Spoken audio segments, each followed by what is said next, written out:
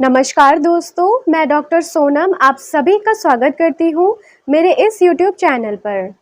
दोस्तों, जो हमारी त्वचा होती है वो हमारे अंदर के जो ऑर्गन्स हैं और जो बाहरी वातावरण है उनके बीच में एक कवच जैसा काम करती है, एक प्रोटेक्टिव लेयर जैसा काम करती है। लेकिन हम ऐसा क्या करते हैं कि हमारी यही लेयर इन्फेक्टेड हो जाती है। दोस्तों, आज कुछ ऐसे ही टॉपिक पे हम बात करेंगे जिसका नाम है एक्जिमा। एक्जिमा दोस्तों बहुत ही कॉमन मिलने वाली बीमारी है। तो एक्जिमा क्या होता है, कितने टाइप्स के होते हैं, इसके लक्षण कैसे देखने को मिलेंगे, इसके कारण क्या होते हैं और इनके कुछ होम्योपैथिक मेडिसिन के बारे में बात करेंगे कि कौन सी ऐसी यूजफुल मेडिसिन हैं जिससे एक्जिमा में बहुत अच्छा रिलीफ मिलता है। दोस्तों, एक्जिमा के ऊपर मैं पहले ही वीडियो बना चुकी हूँ जिसका लिंक मैंने डिस्क्रिप्शन में दे दिया है, आप वहां से चेकआउट कर सकते हैं। तो चलिए वीडियो को स्टार्ट करते हैं। Let's get started. दोस्तों, एक्जिमा एक तरह का स्किन का इन्फेक्शन है, एक त्वचा विकार है। ये इंडिया में ही नहीं पूरे वर्ल्ड में लोगों को प्रभावित करता है। इसमें जो समस्याएं देखने को मिलती हैं या कैसे लक्षण देखने को मिलते हैं, जो स्किन होती है बहुत मोटी, बहुत ज़्यादा सीवियर खुजली होना, उसमें लाल लाल जैसे चकत्ते बनने लगते हैं और कभी कभी उसमें ज़्यादा स्क्रैचिंग करने की वजह से, खुजली करने की वजह से ब्लीडिंग भी हो सकती है या पानी भी निकलने लगता है। दोस्तों, ये बच्चों में देखा गया है कि ज़्यादा इन्फेक्शन कॉज करता है, ज़्यादातर बच्चों को अफेक्ट करता है। लेकिन ऐसा नहीं है कि एडल्ट्स में, बड़ों में इसके कॉन्सिक्वेंसेस देखने को नहीं मिलते, उसमें भी मिलते हैं। बट हाँ, रिलेटिवली एडल्ट्स के बच्चों में ये थोड़ा सा ज़्यादा देखने को मिलता है। मेल और फीमेल दोनों में ही ये देखने को मिलता है। दोस्तों, अगर हम इसके टाइप्स की बात करें कि कितने टाइप्स के होते हैं ये एक्जिमा, तो दोस्तों सबसे कॉमन जो मिलता है वो है एटोपिक डर्मेटाइटिस। ये बहुत कॉमनली देखने को मिलता है और ये ज़्यादातर बच्चों को इन्फेक्टेड करता है और ज़्यादा दिखाई देता है। जैसे जैसे वो धीरे धीरे बड़े हो जाते हैं तो वो हल्के होने लगते हैं और बहुत सारे केसेस में ऐसा है कि जब वो बड़े होते हैं, वयस्क हो जाते हैं, एडल्ट हो जाते हैं, ये खत्म भी हो जाता है। Next type is dyshidrotic eczema. इस पर मैं अलग से वीडियो बना चुकी हूँ जिसका लिंक मैंने डिस्क्रिप्शन बॉक्स में दे दिया है, आप वहां से चेकआउट कर सकते हैं।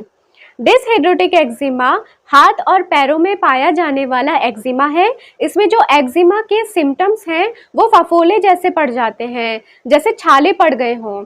ऐसे सिम्टम्स ये प्रोड्यूस करता है इस एक्जिमा के केस में। दोस्तों, नेक्स्ट टाइप की एक्जिमा की हम बात करें तो उसको हैंड एक्जिमा कहते हैं। ये मेनली नाम से ही समझ में आ रहा होगा कि हाथों में मिलने वाला एक्जिमा है और ये उन लोगों में ज़्यादा देखने को मिलता है जैसे जो हेयर ड्रेसर्स होते हैं, इनको कॉन्टिन्यूस जो केमिकल्स होते हैं उनके कांटेक्ट में आना पड़ता है, तो स्पेशली उनके हाथ में इस तरह के एक्जिमा पाया जाता है। Next type is neurodermatitis. Neuro word शुरू होता है मीन्स नर्व जहाँ पर इन्वॉल्व हो। ये लगभग जो एटोपिक डर्मेटाइटिस है उसके जैसा होता है, लेकिन इसमें जो स्किन होती है बहुत मोटी और लाल हो जाती है और थोड़ी सी उभरी हुई सी दिखाई देती है, तो ये न्यूरोडर्मेटाइटिस हो गया। Next type is nummular eczema. Nummular एक लैटिन शब्द है जिसका मतलब होता है कॉइन से मिलता जुलता। इसमें स्किन पर सिक्के के आकार के धब्बे या पैचेस होने लगते हैं। इनमें काफ़ी खुजली व जलन हो सकती है और कभी कभी इनमें से पानी भी निकल सकता है। Next type is contact dermatitis. इस पे भी मैं पहले कॉन्टैक्ट डर्मेटाइटिस के ऊपर पूरी वीडियो बना चुकी हूँ, आप डिस्क्रिप्शन में चेक कर सकते हैं। कॉन्टैक्ट डर्मेटाइटिस ये भी एक एक्जिमा का ही पार्ट है। इसमें जो लोगों को इन्फेक्शन कॉज होता है किसी चीज़ के छूने से या खाने से, अगर ऐसे रैशेस डेवलप हो रहे हैं तो ये कॉन्टैक्ट डर्मेटाइटिस कहलाएगा।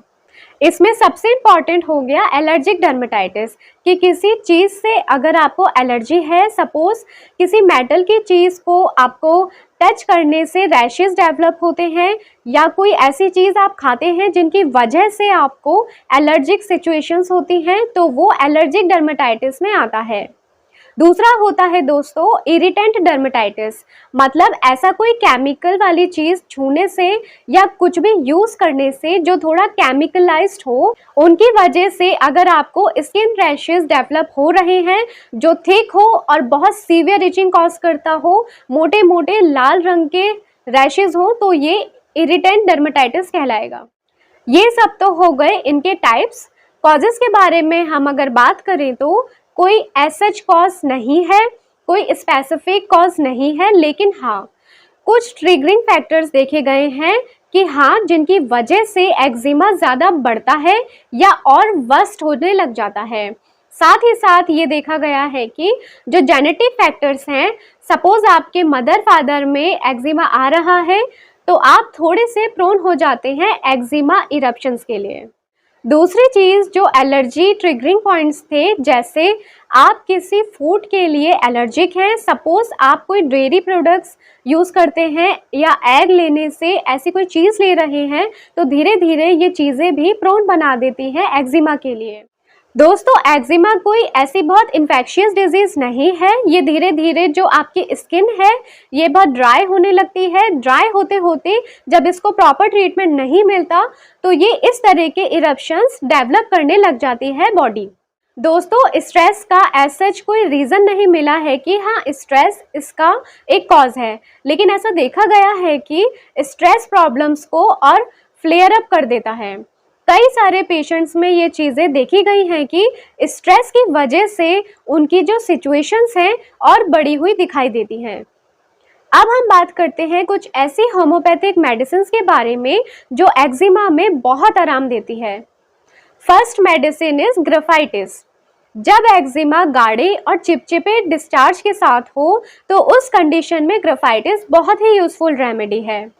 जनरली ऐसे पेशेंट मोटापे का भी शिकार होते हैं, अक्सर कब्ज की शिकायत रहती है और पेट खुलकर साफ नहीं होता है।